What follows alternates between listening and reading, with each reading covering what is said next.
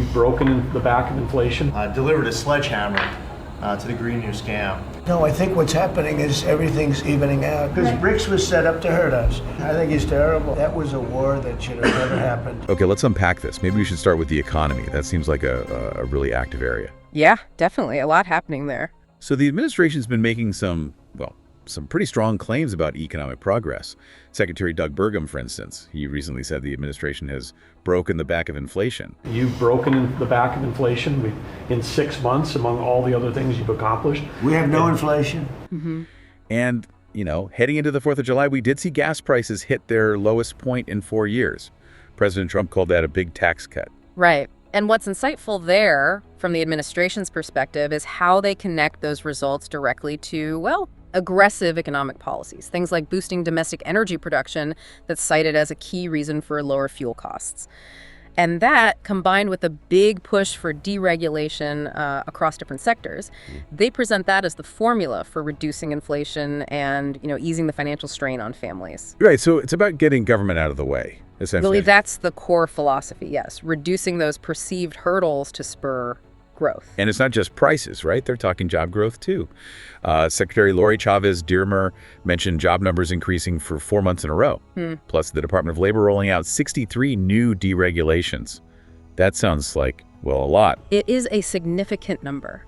And these deregulations, they're really central to the administration's economic thinking. The aim is clear: remove bureaucratic barriers, things seen as slowing down business, hindering innovation. So like environmental rules or labor regulations, that sort of thing. Exactly. It could be streamlining permits for energy projects, maybe easing some labor rules.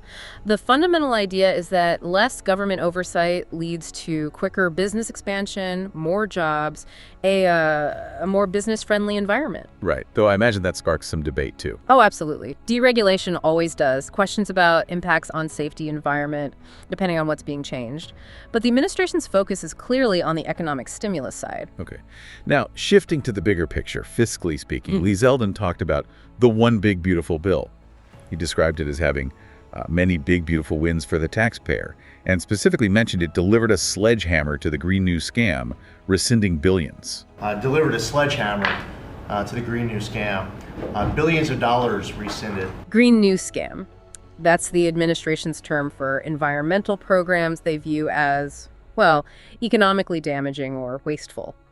Often refers to ambitious climate plans, green energy initiatives from maybe previous administrations or progressive groups. So this bill was about cutting that spending. Precisely. It signals a strong commitment to cutting what they see as excessive government spending, focusing on taxpayer relief.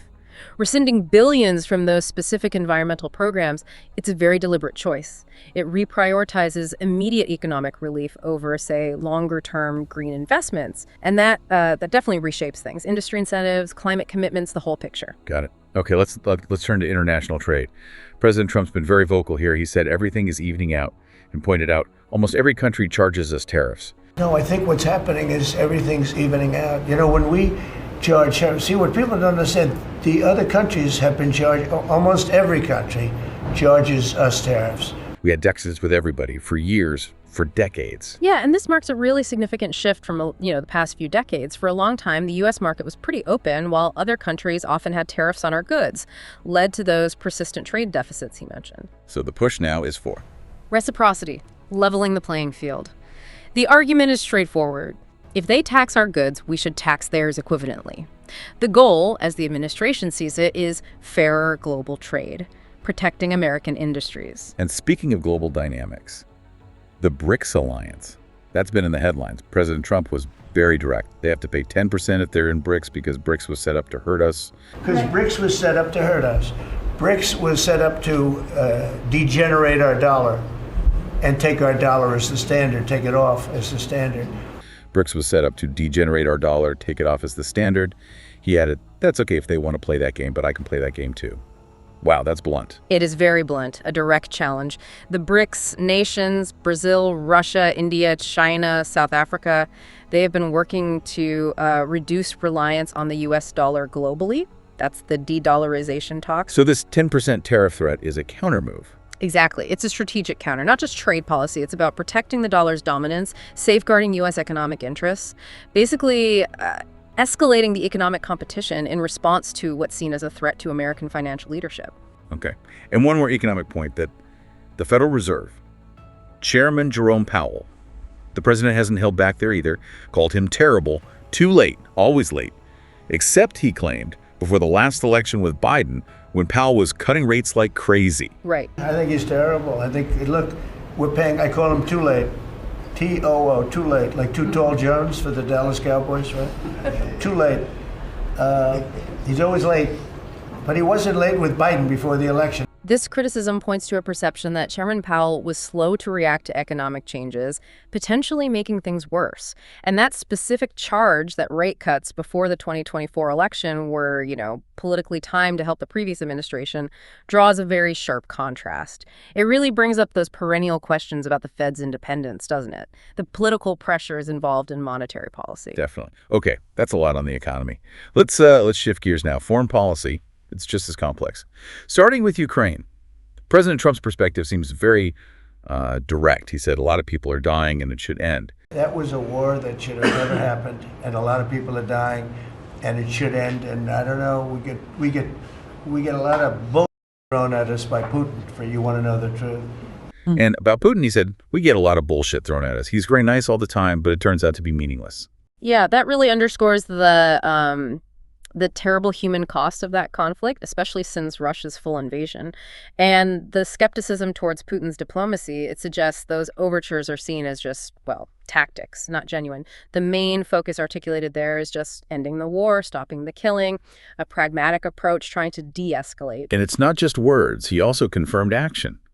Putin is not treating human beings right. He's killing too many people, so we're sending some defensive weapons to Ukraine.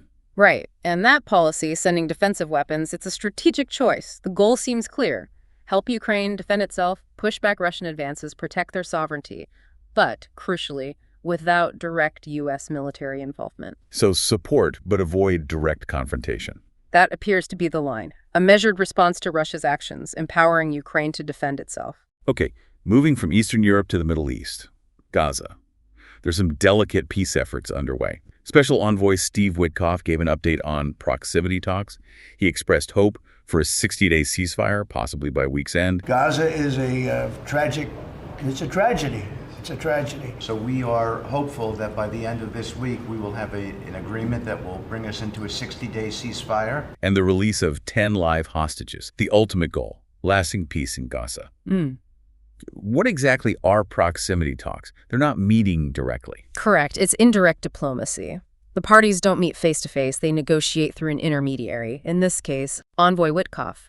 The U.S. is leading these efforts, trying to broker a truce between Israel and Palestinian groups amid all the violence. And the hostage release is key. Absolutely crucial. Not just for humanitarian reasons, though that's paramount, but also because it could potentially build some momentum, maybe lay groundwork for a more sustainable peace down the line. It's a very cautious, step-by-step approach to an incredibly difficult situation. And the diplomatic activity seems broader than just Gaza. Secretary Marco Rubio highlighted what he called a truly remarkable series of achievements. He mentioned preventing and ending a potential war between India and Pakistan nuclear powers, no less. Prevented and ended a war between India and Pakistan. NATO's now at 5% for the first time ever, the highest numbers ever.